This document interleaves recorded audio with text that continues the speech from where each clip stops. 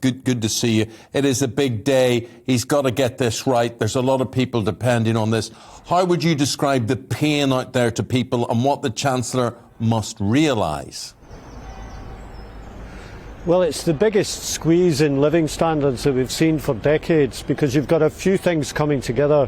You've got rocketing energy prices, which is at the heart of it. That's probably the single most painful thing for people. But you've also got inflation generally, with new figures out this morning showing that's topping 6%.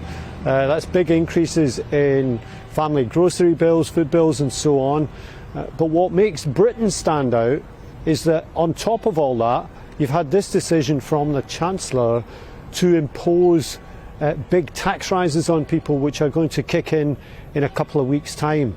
And that's creating the perfect storm for family finances. And that's the backdrop to the spring statement that we're going to hear today. Of course, he'll defend that, saying that he and the Prime Minister are committed to try to solve the problems with the backlog in the NHS and indeed tackle the problem of social care, all of which we need as a society.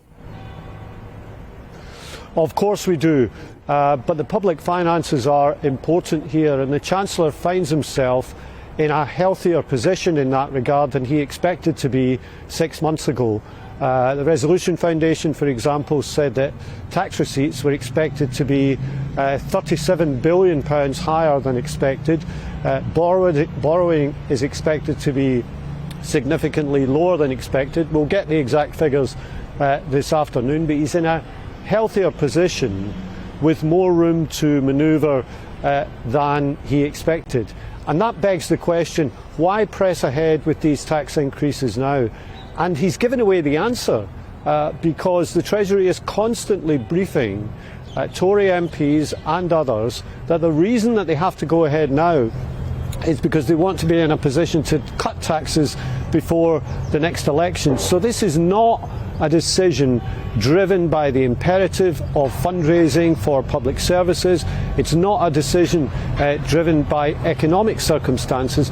This is a political decision to increase the pain on families now in order for them to be grateful if the Chancellor manages to cut taxes before the election. We think that's a cynical way to proceed, and the last thing that families need now is an unnecessary tax rise on top of the other cost of living pressures that they're already facing.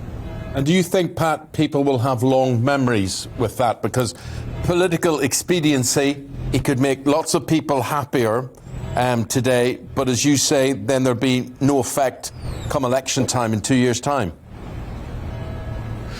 Well, we'll see where we are in 2 years' time, but if he wanted to raise revenues now, what he could have done was impose a windfall levy on the excess profits of the oil and gas companies who are making the most money out of the current situation. You've had the chief executive of BP talking about the current situation being a cash machine for his company.